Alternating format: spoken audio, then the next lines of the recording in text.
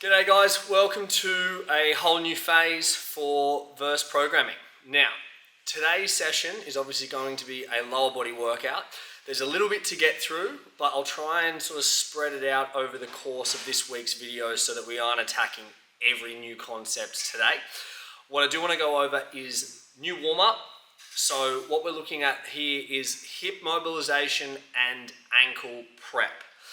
What we've got are things like hip switches, which is obviously going to be working internal and external rotation through the hips. We also have our single leg pike ups, which are a hip flexor activation exercise. Make sure with those that you're only raising the leg as high as you can maintain a neutral spine. If you start to dump forward or your back starts to round, you're no longer just flexing the hip, you're also now posteriorly tilting it. So you want to keep the hip flexors engaged. And then we have tib raises. So tib raises are obviously an active dorsiflexion. These movements, what are we trying to do? We're trying to obviously mobilize the hips. We're trying to activate and stabilize the ankle with some active range. And we are trying to prime and activate the hip flexors. A lot of the time when we think our hip flexors are tight, they're actually just weak. So strengthening them is a great way to pull you into a deeper squat actively and not just passively get dumped there by the bar. Now, our pre-lifting work for this week is going to be split into two formats. We have skills and then we have stamina. Our skills work is low load every 90 seconds, and you're going to go through 5 reps of each movement and then change hands to do the exact same thing.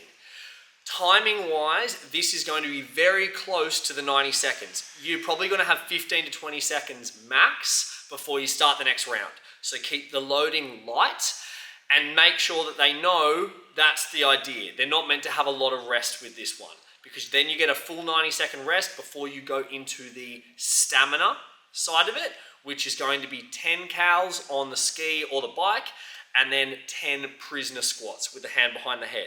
Again, not going to be a lot of rest, tight turnaround. That's why they're low loads and they're kind of relatively tight to that 90-second period. Our strength work for this particular block is going to be divvied up into 2 parts.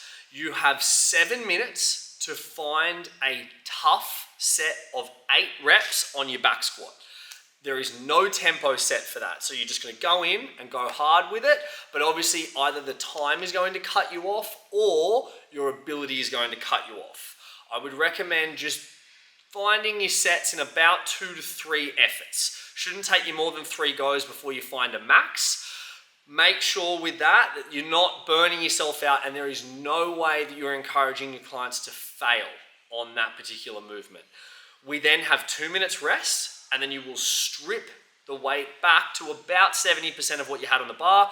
Say you got 8 reps at 100 kilos. We want to bring that back down to about 70 kilos, because now we're going to do 3 back off sets of 6 reps of back squats with a 2-second negative, a 2-second pause, and then you're exploding back out of the bottom, okay?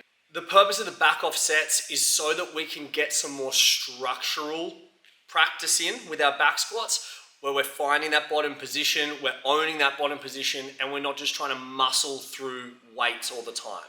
There is going to be a bigger focus on strength this block, kind of pure strength. So make the most of the structured training when it is there with tempo, and as a coach, make sure that you're using that time to critique and help your clients to improve their form when they do go heavier at the start of every Monday.